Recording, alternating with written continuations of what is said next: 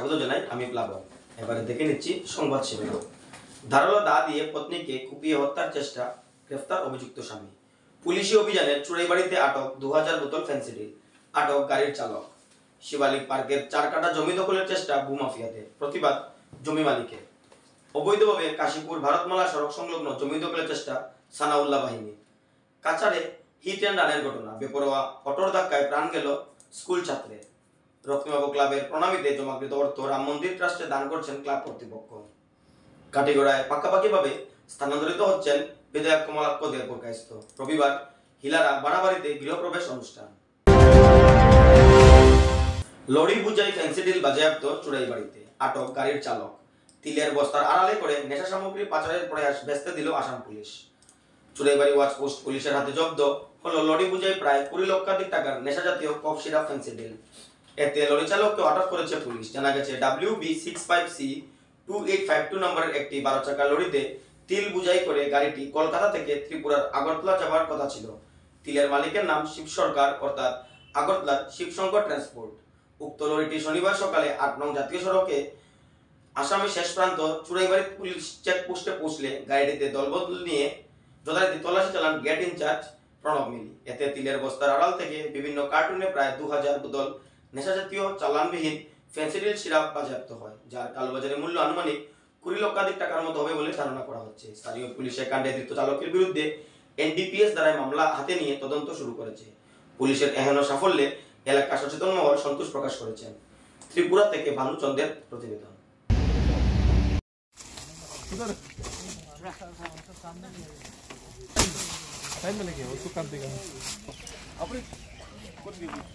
শুরু করি।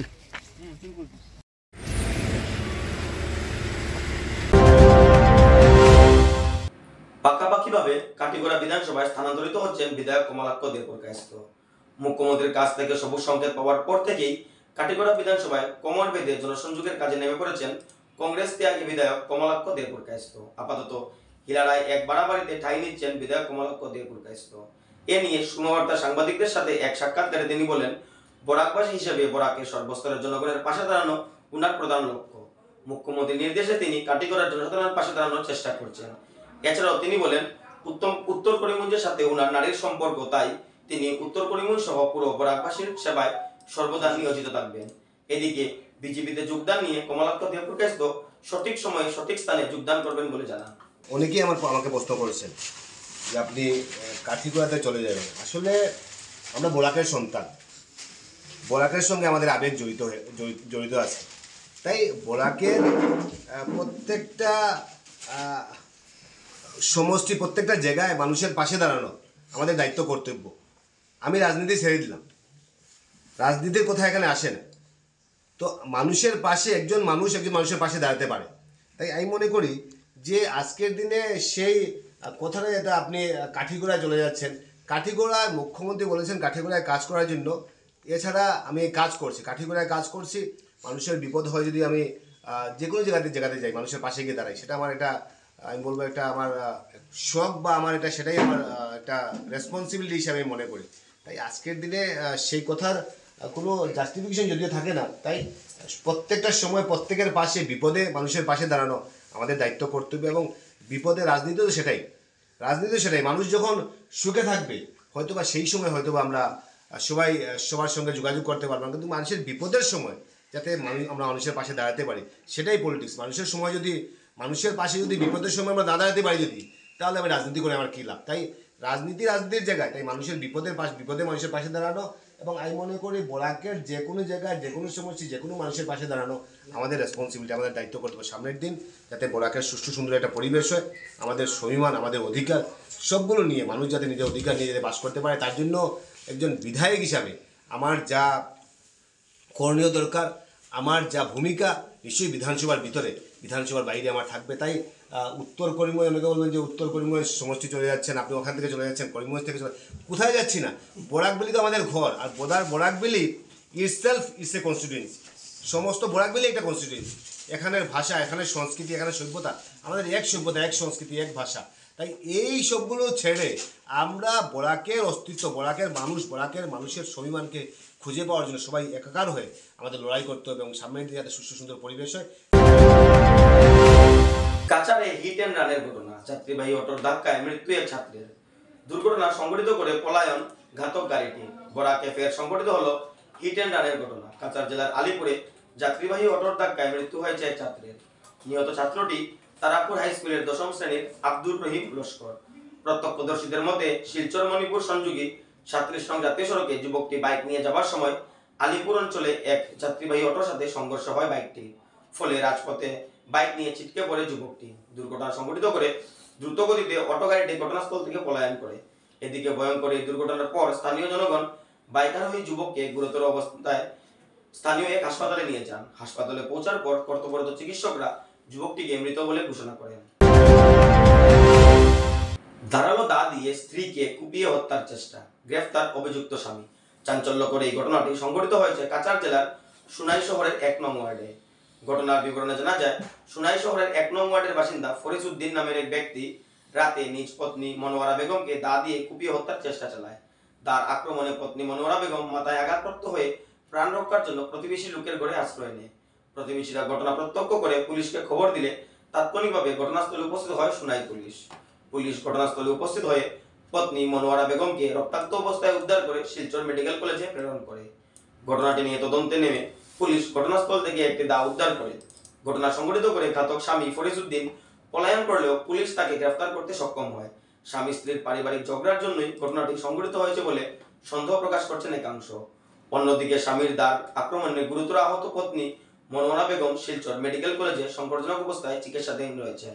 এটা হয়েছে কিরকম দিলে ওইরকম করে তোমরা ফট করে তাড়াতাড়ি আও। তখন কইতে আমরা ওখানে শুনলাম যে কইলাম তুই কিতা করতে এখন তুই বাইর হয়ে যা ফট করে বলে বাইর হইতে দে না, আমি বাচ্চা তিনটা লিয়া আমি পাকঘরও আছি। তখন কইতে হ্যাঁ অস্ত্র লইয়া গিয়া কইছে আমারও তো মারি দিছে ওরকম, খালি বাঁচাও বাঁচাও বাঁচাও চিল্লা করে কান্দে। তখন আমরা সব ভাই ওখান তো শুনি, এখন আমরা আইয়ার পরে তখন আমরা আইলাম ওখানে। আবার পরে তো এখন আইয়া দেখলাম কেন তো অন্য সব এজেন্ট। তখন তো আইয়া এখন তারা তো আর পাওয়া গেল না, না হওয়ার কারণে আমরা বন্ধে তো রাস্তাত পাইয়া তারা মেডিকেল পাঠানি হয়েছে। আগে একবার তার হাতও ভাঙিল, এরপরে আরেকবার চাবল দিয়ে পেটের মধ্যে জখম করে লইল। করার পরে আমরা অনেকবার তারা কইলাম আমরা বন্ধে তুমি যা তারা দেখা কাজ দিয়া তারা আর দেখাই তারা কয় আমি আর কিতা কইতাম তুই তোর বাবার বাড়ির জায়গা জানতে তুই ওরকম করি ইকে বাচ্চা ছাড়িয়া কিলা যেতে বাচ্চা এমন ভালো ইয়া বাচ্চা লইয়া যেতে দে না, এরকম বারবার হ্যাঁ করে। তখন কইতে তার মা বাবা তারা কইছে আমরা তার কোনো জাতীয় নাই, তারা আমরা সেপারেট করে দিলাইছি। এই জানে এখন তুই তোর জানাস কিরকম কিতা করতে পারে। তখন হ্যাঁ কোনো তার কাছে গিয়ে কোনো আশ্রয় পায় না, কোনো সুযোগ পায় না।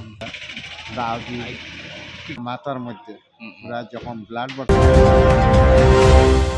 শ্রীভূমি জেলার ঐতিহ্যবাহী রক্তিমবাবু ক্লাবের প্রণামীতে জমাকৃত অর্থ দান করা হবে রাম মন্দির ট্রাস্টে। এবছর কালী পূজায় বরাক উপত্যকায় বিশেষ আকর্ষণ ছিল রক্তিমবাবু ক্লাবের কালী পুজো। এবছর রাম মন্দিরের আদলে মণ্ডপ তৈরি করে আকর্ষণের কেন্দ্রবিন্দু হয়ে দাঁড়িয়েছিল রক্তিমবাবু ক্লাব। রাম মন্দিরের আদলে তৈরি মণ্ডপ ও রামলালার প্রতিমা দেখতে পুরো বরাকবাসী ভিড় জমিয়েছিলেন রক্তিমবাবু ক্লাবের পুজো মণ্ডপে। সেই সময় রক্তিমবাবু ক্লাব কর্তৃপক্ষের পক্ষ থেকে বিধায়ক কমলাক্ষ দেবপুরকাস্ত ঘোষণা করেছিলেন যে পুজোয় প্রণামীর বক্সে দান করা টাকাগুলো রাম মন্দিরে প্রেরণ করা হবে। শনিবার কালী পুজোর সময় প্রণামীর বাসকে জমা হওয়া অর্থগুলোর হিসেব করে এক সাংবাদিক সম্মেলনের মাধ্যমে বিধায়ক কমলাক্ষ দেবপুরকাস্ত বলেন যে ৩৬,৫২৬ টাকা প্রণামী উঠেছে বলে দাবি করেন তিনি। এবং এইবার প্রয়াগরাজে চলমান মহাকুম্ভ মেলায় স্নান করে কালী পুজোর সময় জমাকৃত অর্থগুলো অযোধ্যায় পৌঁছে রাম মন্দির ট্রাস্টে জমা করবেন বলে জানান উত্তর করিমগঞ্জের বিধায়ক কমলাক্ষ দেবপুরকাস্ত। রাম মন্দিরের অনুকরণে এখানে মণ্ডপ সজ্জা আমরা করেছিলাম এবং অনেক দর্শনার্থীরা যারা হয়তোবা অযোধ্যায় যেতে পারেননি ভক্তি শ্রদ্ধা সহকারে ওনারা রক্তিমবাবু ক্লাবে আসেন এবং সেই শ্রদ্ধাটুকু ওনারা নিবেদন করেন। এবং বিশেষ করে তখনই আমরা ঘোষণা করেছিলাম যে আমরা যে শ্রদ্ধার সঙ্গে যারা দান করবেন দান পাত্রে, বিশেষ করে সেই দানটা মানুষ কিন্তু অযোধ্যার রাম মন্দির অর্থাৎ রামের উদ্দেশ্যে সেই দান করছেন, রাম মন্দিরের উদ্দেশ্যে সেই দান করছেন এবং সেই দানকৃত অর্থ যেটা সংগ্রহ হয়েছে সেটা 36,526 টাকা 50 পয়সা আমরা সংগ্রহ করেছি, অর্থাৎ মানুষ দান করেছে। এবং তখনই আমরা ঘোষণা করেছিলাম যে টাকা মানুষ দান করেছেন, যদিও রাম মন্দির আমরা এখানে করেছি, কিন্তু সেটা ভক্তি শ্রদ্ধা অযোধ্যার রাম মন্দিরে গিয়ে সঙ্গে মিলিত হয়েছে। তাই সেই টাকাটা আমরা অযোধ্যার রাম মন্দিরে অর্থাৎ ট্রাস্টে আমরা সেই টাকাটা জমা দেব। এবং ইতিমধ্যে আমরা 10 টাকি যে যত টাকা দিয়েছেন এজ ইট ইজ যা টাকা দিয়েছেন সেই টাকা টোটাল টাকা মিলে প্রায় 36,526 টাকা 50 পয়সা হয়েছে। সেই টাকাটা আমরা সিদ্ধান্ত নিয়েছি এবং আমরা যারা সনাতন ধর্মাবলম্বী আমাদের জন্য বিশেষ প্রাপ্তি এবং বিশেষ যুগ বলতে পারেন, যে বিশেষ করে মহাকুম্ভ প্রায় 144 বছর পর প্রয়াগরাজে অনুষ্ঠিত হতে চলছে। এবং সেই প্রয়াগরাজে যে মহাকুম্ভ অনুষ্ঠিত হতে চলছে, কোটি কোটি মানুষের সমাগম। এবং আপনারা সবাই জানেন যে 29 তারিখে শাহী স্নান হবে সেখানে মৌনী অমাবস্যার দিনে। বিধায়ক হিসাবে নয়, একজন সনাতন ধর্মাবলম্বী হিসাবে আমিও সুযোগ পেয়েছি আমার বন্ধু বান্ধবকে নিয়ে, আমার ছোট ভাইদেরকে নিয়ে আমরাও প্রায় 27 তারিখ পাড়ি দেব এবং 29 তারিখ গিয়ে সেই শাহী স্নানে অংশগ্রহণ করব এবং যাতে সামান্যতম ঠাকুরের কৃপা দৃষ্টি আশীর্বাদ যাতে আমাদের উপর বর্ষিত হয়, সনাতনীদের উপর যাতে একটা সুস্থ সুন্দর একটা পরিবেশ যাতে সৃষ্টি হয়, সেই উদ্দেশ্যে এবং আমাদের অস্তিত্বের খুঁজে সবাই কুম্ভতে যাচ্ছেন এবং আমরাও সেখানে গিয়ে অংশগ্রহণ করবো এবং স্নান করব। 29 তারিখে গিয়ে স্নান করব এবং 30 তারিখে আমরা অযোধ্যায় গিয়ে অযোধ্যার জন্য রওনা হব এবং সেখানে গিয়ে সেই টাকাটা দানকৃত অর্থ অর্থাৎ মানুষ যে সেই রাম মন্দিরের ভক্তি শ্রদ্ধা সহকারে সেই টাকাগুলো দিয়েছেন, সেই টাকাগুলো অযোধ্যার ট্রাস্টে আমরা জমা দিয়ে আসবো, যাতে ওনাদের ভক্তি, ওনাদের শ্রদ্ধা, ওনাদের আবেগটুকু যাতে আমরা রাম মন্দিরে গিয়ে দিয়ে আসতে পারি। এবারে নিয়ে নিচ্ছি বিজ্ঞাপন বিরতি, ফিরে আসছি বিরতির পর। আনন্দ সংবাদ। করিমগঞ্জে এই প্রথম 3D সিটি স্ক্যানের সুবিধা নিয়ে এলো Karimganj health city, Banamali road, Karimganj.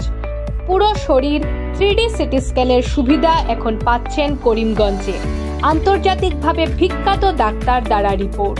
3D city স্ক্যানের জন্য যোগাযোগ করুন telephone 03843260705, mobile 9678033047। Karimganj health city, Banamali road, Karimganj আপনাদের সেবায় নিয়োজিত।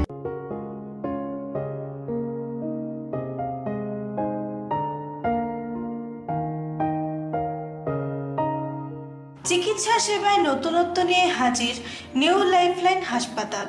অত্যাধুনিক প্রযুক্তিতে এখানে pinhole surgery, gallbladder, appendix surgery করা হয়। শিলচর মেডিকেল কলেজের সার্জারি বিভাগের অতিরিক্ত প্রফেসর ডক্টর RC শ্যাম সার্জারিগুলি করবেন। তাছাড়া তিনি প্রতি শনিবার বিকেল 3টে থেকে OPD-তে রোগী দেখবেন। রয়েছেন শিশুরোগ বিশেষজ্ঞ ডক্টর গুলজার হোসেনও।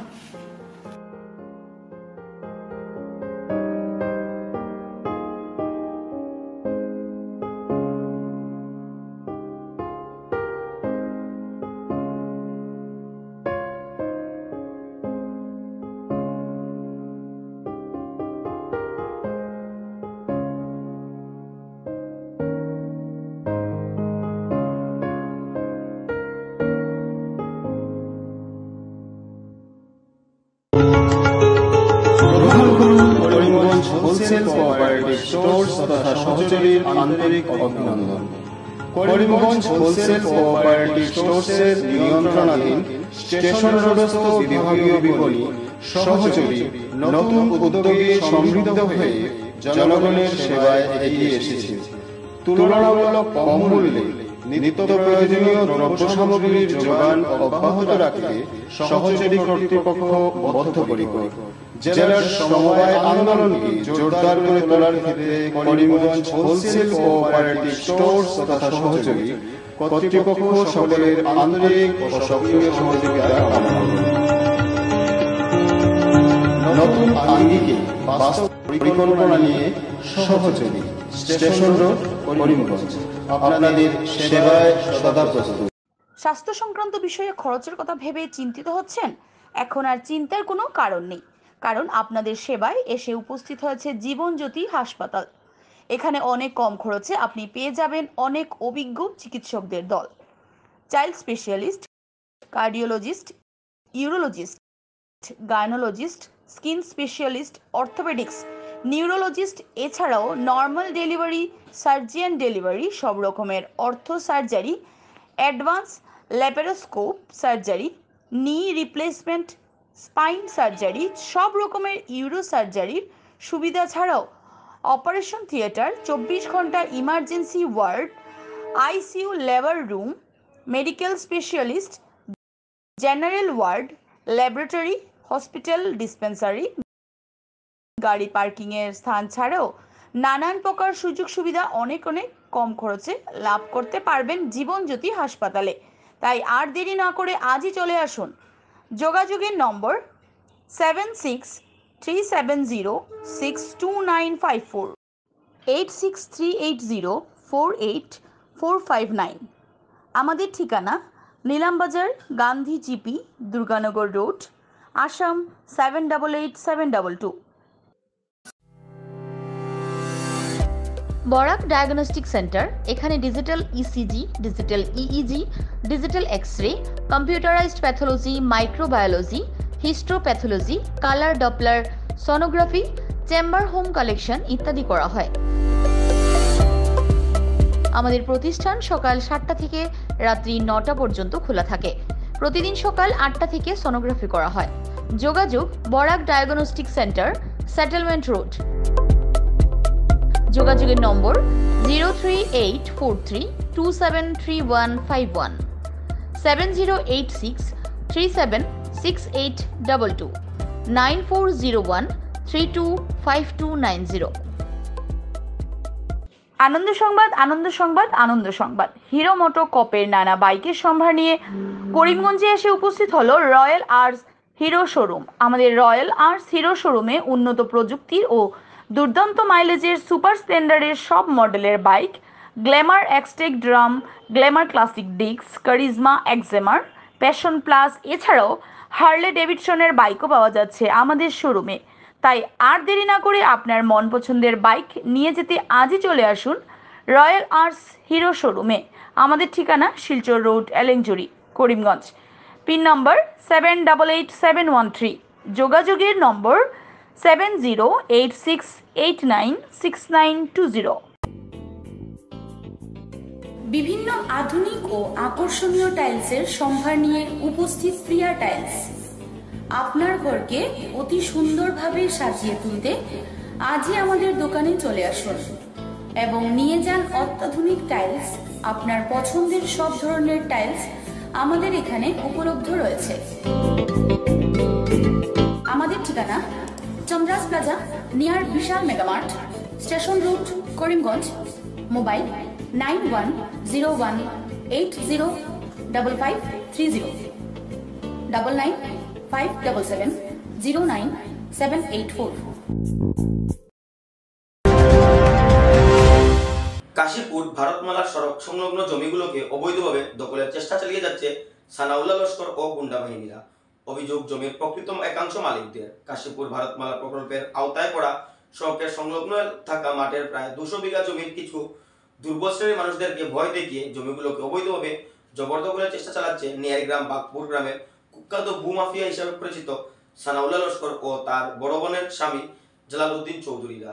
ভারতমালার অধীনে পড়া কাশীপুর সড়ক সংলগ্ন মাঠে থাকা মহিউদ্দিন বরবইয়ার জমির উদ্দিনের জালালউদ্দিন চৌধুরী ও হাসানুদ্দিন চৌধুরীরা বেআইনিভাবে ঘর বানানোর খবর পেয়ে হাসানুদ্দিন লস্কর জায়গাটিতে পৌঁছে প্রতিবাদ জানালে জমি মালিক হাসানুদ্দিন ও আব্দুল মাসুদকে জালালউদ্দিন ও হাসানুদ্দিনের জমি দখলকারী গুন্ডা বাহিনীরা ঘেরাও করে ধারালো অস্ত্র দিয়ে আঘাত করার চেষ্টা চালায়। কোন রকমে সেই জায়গা থেকে পালিয়ে যায় মহিউদ্দিন, কিন্তু আব্দুল মাসুদ লস্করকে ঘেরাও করে ধারালো অস্ত্র সহ লাঠি দিয়ে আঘাত করে গুন্ডা বাহিনীরা। আব্দুল মাসুদকে আহত অবস্থায় পথচারী মানুষেরা বাড়ি এনে পৌঁছে দেন। এরপর সঙ্গে সঙ্গে শিলচর মেডিকেল কলেজ ও হাসপাতালে চিকিৎসার জন্য নিয়ে যাওয়া হয় তাকে পরিবারের পক্ষ থেকে। শনিবার বাগপুর নিয়াই গ্রামের আহত আব্দুল মাসুদ লস্করের বাড়িতে বসে একাংশ প্রকৃত জমির একাংশ মালিকেরা সানাউল্লাহ লস্কর বাহিনীর জুলুম করে অবৈধভাবে জমি জবরদখলের ঘটনাগুলো তথ্য ও প্রমাণ সহকারে সংবাদ মাধ্যমের কাছে তুলে ধরেন। গ্রামবাসীরা এই বিষয়টি সঠিক তদন্তের মাধ্যমে অবৈধ ভূমাফিয়াদের পাকড়াও করে শাস্তির দাবি প্রদান করার আর্জি জানান আসামের মুখ্যমন্ত্রী ডক্টর হিমন্ত বিশ্ব শর্মা ও কাছাড়ের জেলা প্রশাসনের কাছে। আমার বাপসান চার জনে জমি লইছন সানাউল্লাহ মাস্টরের দাদার কাছে ইস্কন্দর আলী আর মুরাকিব আলী, তারা দুইজনের কাছ থেকে লইছন জায়গা। লোহার বাদে নাম খারিজ করা হয়ে গেছে গিয়া। ইস্কন্দর আর মুরাকিব তারা দুইজনের কাছ থেকে লইছন আমরা বাপসান চারজনে। এখন আমার সত্য আশাইদ আলী এর উত্তরাধিকারী আমি। আমার সত্য বাকরাত গিয়া আমি মাসুক আহমেদ বড় লস্কর দে লইয়া আমার জমি দখলত গিয়া দেখি গেছন গিয়া দেখি আমি খবর পাইয়া দেখি আমার জমি দখল করিয়া লইয়া গিতরা গিয়া। তখন আমি 12টা পরে তারা জমি দখল করা তাইছন। আমি খবর পাইয়া গেছি, যাওয়ার পরে গিয়া দেখি তারা জমিটা দখল করিয়া তারা কুটি খাটি গাড়ি লিতা গরুর বানাই লিতরা। তখন আমি কইলাম আমার জমির উপরে তুমি টেনশনে ঘর বানারা, আমি তো বহুদিন আগে থেকে আমি জমি দখল করি আমি কুটি খাটি গাড়িয়া তুইছি আমার বাবার সত্তর আমি। এর বাদে তারা উঠে কইলাম এটা তোমার জমিন না কইয়াও আমারে মানে আটকিত করে দিছন, মানে দেখা বলম লইয়া তারা তুরুয়াল লইয়া আমারে মায়ের দূর করছে। আজকে আমি যে কাগজগুলা লইয়া এই হয়েছি উপস্থিত হয়েছি, আমার বাম হাতে যে দলিলগুলা দেখরা এটা 71, 72 এবং 78 আমার প্রত্যেক সম্পত্তি বা খরিদা সত্ত্ব। তো দেখা যায় যে এই যে সানাউল্লাহ মাস্টার এবং তার যে বনির জামাই জলালউদ্দিন চৌধুরী এবং আরও আদার্স তার জামালউদ্দিনের ভাই এসকে জামালউদ্দিন চৌধুরী এবং তার পিসিত ভাই আকবর হোসেন বড়বইয়া এই বর্তমানে ডিসি অফিসে এই ফাটোয়ারি হিসাবে আসেন। তারার সহযোগে যে আমাদের এখানে যে ভারতমালার যে রাস্তা গেছে, রাস্তার সংলগ্ন প্রায় 200-250 বিঘা 300 বিঘা জায়গার মধ্যে তারা বিভিন্ন সময় বিভিন্ন মানুষের হ্যারাসমেন্ট করিয়া তারা জায়গা মানুষের জায়গা মানে দুর্বল দেখিয়া যে যেমন একটা ফ্যামিলির মানুষে একটা মানুষ আছে তার জায়গা ওরকম তারা চুনিয়া মানুষ তারার জায়গাটা মানে আত্মসাৎ করার লাগিয়া বেশ দিন থেকে চেষ্টা করিয়া যায়।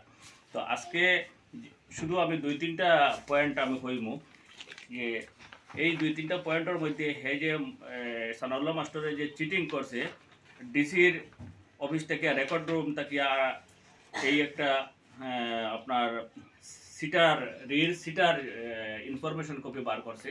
বার করিয়া এখানে দেখা যায় ইন্দানি মিয়া নামটা হে খাটি লেগেছে, খাটিয়া এই জায়গাটা হে জবরদখল করার লাগিয়া বহুত দিন থেকে চেষ্টা করিয়া এবং হে তার বাবা দাদায় 2 দাদা ইস্কন্দর এবং মুরাকিবে 1959 ইংরেজিত মুহিদ হোসেনের মানে গার্জিয়ানটর গেছে তার বাপসাদার গেছে তারা জায়গাটা বেশি টোটালি খারিজ হয়ে গেছে গিয়া। শিবালিক পার্কের 949 নং এলপি স্কুলের পাশে 4 কাঠা জমি ভূমাফিয়াদের অবৈধভাবে দখলের চেষ্টা, প্রতিবাদ জমি মালিকদের। সুনাই বিধানসভার অন্তর্ভুক্ত উত্তর কৃষ্ণপুরের প্রথম খণ্ডের শিবালিক পার্কের 10 নম্বর 949 নং এলপি স্কুলের পাশের 4 কাঠা জমি অবৈধভাবে দখলের চেষ্টা চালানোর অভিযোগ উঠল সুভাষ দাস ও সুমন নাথ নামের 2 ব্যক্তির বিরুদ্ধে। শনিবার এক সাংবাদিক সম্মেলন ডেকে জমির মালিকরা জানান বৈধ নথিপত্র থাকা সত্ত্বেও শামসানুল কাদির লস্কর ও তার ভাইয়ের পৈতৃক 4 কাঠা জমিকে দখল করার বিভিন্নভাবে চেষ্টা চালিয়ে যাচ্ছেন সুভাষ দাস নামের জমির দালাল ও সুমন দাস নামের এক ভূমাফিয়া। সরকারি নির্দেশকে বুড়ো আঙুল দেখিয়ে জমিটি দখল করার বিভিন্নভাবে কলাকৌশল অবলম্বন করে যাচ্ছেন বলে অভিযোগ তুলেন এলাকাবাসী। জমি মালিক শামসানুল কাদির লস্কর বলেন তিনি বিগত কয়েক বছর বিএসএফ এর জওয়ান হিসেবে কর্মরত থাকাকালীন দেশের বিভিন্ন জায়গাতে থাকতে হতো। সেই সময় উনার পিতা ও মাতা জমিটিকে দেখে রাখতেন ও সরকারি খাজনা নিয়মিত প্রদান করতেন, কিন্তু পিতামাতা প্রয়াত হওয়ার পর চাকরিতে অবসর গ্রহণ করে ঘরে ফিরে আসেন তিনি। এরপর তিনি দেখেন সেই 4 কাঠা জমিটি দখল করার চেষ্টা চালিয়ে যাচ্ছে জমি দালাল সুভাষ দাস সুমননাথ নামের এক ব্যক্তি। অবৈধভাবে নথিপত্র বানিয়ে নেয় তারা। এমত অবস্থায় তিনি আইনের দ্বারস্থ হন এবং এই জায়গাটিতে আইনগতভাবে 145 নং আদেশ জারি রাখা সত্ত্বেও সুভাষ দাস জমিটি দখলের চেষ্টা করে যাচ্ছেন। উপরোক্ত বিষয়টি নিয়ে সংবাদ মাধ্যমের সাহায্যে আসামের মুখ্যমন্ত্রী ডক্টর হিমন্ত বিশ্ব শর্মা সহ কাছড়া জেলার শাসক মৃদুল যাদব মহাশয়ের কাছে বিষয়টি সঠিক তদন্তের মধ্যে দিয়ে ওনাদের পৈতৃক সম্পত্তিকে ফিরিয়ে পেতে সাহায্য বিনম্র অনুরোধ জানান শামসানুল কাদির লস্কর ও ছোট ভাই আসাদুল কাদির লস্কর। তবে ডাকে আমার উজ্জ্বল, আমি 10 বছর বাইরে আসলাম বিএসএফ ডিউটি। আমার বড় ভাই আরেকজন আছেন আফজানুল কাদির লস্কর, তাইনও সিআরপিএফে ডিউটিতে আছে। তো আমরা বাইরে আসলাম। হে আসিল আমার ছোটো ভাই শামসানুল কাদির লস্কর, সজল ডাকুন তারে, হে সৌদিতে আছে। আমরা বাইরে থাকতাম, আমরা বাবা মারা গেছেন, মা মারা গেছেন। এই জায়গাটা আমরা এখানে লোকে আমরা 13 ফুট পাশে 4 কাটা জায়গা, ঠিক আছে। তো আমরা এই দিকে খুব কম হয় এটা খালি জায়গা রাখা। হে সমঝাইয়া দিছে সুভাষ দাস করি একজনে, আমি জানি না আবার বিক্রি করে দিয়ে সুমননাথ করি একজন আছে। এই জায়গার সঙ্গে ওই জায়গাটা বিক্রি করছে, এই জায়গার সঙ্গে এই জায়গাটা ঢুকাইয়া সমঝাইয়া দিলেছে, ঠিক আছে। আমরা তো খবর পাইয়া যখন দেখছি কেন সাফ সাফাই চলে, তখন আইয়া অবজেকশন করছি। তখন তো এইরকম অবজেকশন হয় না মুখর মাছ। তখন আমরা 45 করছি, 45 করে রাঙ্গিকারি আউটপোস্টে আইছি। এটা থানার পুলিশ আইয়া এটা ভেরিফিকেশন করিয়া নিছি। এখন থানায় রিপোর্ট দিত, কোর্ট থেকে সেটেলমেন্টটা যাইতো, এই সিস্টেমে আইতো, মানে আইনে আইতো। এখন মানে কালকে থেকে এটা বলছে, বেটাই কইছে শুনছি এটা যে জোর দখল করিয়া এটা ঢুকাই দিত খালি জায়গা, ঠিক আছে। আমি দরখাস্ত করি আর এই জায়গার যেটা যে মানে আপনার আমরা 64 নম্বর পাট্টার 253 দাগ আছে, আর 43 নম্বর পাট্টা 254 দাগ, এই জায়গায় আমরা 4 কাটা জায়গা আছে, ঠিক আছে। এরিয়াটা হইলো আপনার বালিক পার্ক 10 নম্বর লেন। বিচার চাই যে আমরা যে মানে দলিলের জায়গাটা আরেকজনের জোর জবরদস্তি করে দখল করিয়া লইয়া যায়, ঠিক আছে। আমরা বাইরে চাকরিতে আসলাম, তাও সেন্ট্রাল গভর্নমেন্ট সিপাহী ডিউটি, ঠিক আছে, দেশের সেবা। এখানে থাকতে আমরা জমিন যখন আরেকজন দখল করিয়া লইয়া যায়, তো দলিল কোনো মাইনে রাখে না। এই যে কাগজটা কোনো মাইনে, আসাম সরকারের কাছে, ডিসি মহোদয়ের কাছে, এসপি স্যারের কাছে যে আমার বিশেষ অনুরোধ যে আমার জায়গাটা যে আমি পাইতাম, এর লাগিয়া মানে আইনত যত কিছু করা লাগে আমি এটা রাজি আছি। আর আমারও সাপোর্ট করতাম যে হে এইরকম কিছু করতে। আর আসাম সরকারের কাছে যে আমার জায়গাটা আমি পাইতাম, আমার এটা সমঝাইয়া দিত, ডিমার্কেশনে হোক, যাতে যে কোনো ভূ মাফিয়ার আত আছে, হ্যাঁ, এটা ল্যান্ড মাফিয়া। এই যে সুভাষ দাস যেটা যে এটা ল্যান্ড মাফিয়া, হে জমিন কিনছে, হে কার জমিন কিনছে না কিনছে এটা দেখে কিন্তু আসিল। তো তুমি কিনছো, তুমি ঠিক আছে, তুমি যেটা কিনছো, আমার জমিনটা তুমি এখানে জোর দখল করিলাও, হ্যাঁ। মন্ত্রী স্যারের কাছে অনুরোধ জানাই আর যে আমার যে এই যে বিষয় যেটা যে আমার যে জমিনের ইয়েটা, হ্যাঁ, এটা তাই সহি তদন্ত করিয়া আমার এটা মানে ডিমার্কেশন হোক আর যে কোনোভাবে হোক আইনত জেলা বাইরে আমারটা বাইর করিয়া দেওয়ার লাগিয়া এটা আমরা স্যারের কাছে অনুরোধ, হেমন্ত স্যারের কাছে। শূন্যবার্তা যে পর্যন্তই, আগামীকাল আবার দেখা হবে একই সময় একই চ্যানেলে। নমস্কার।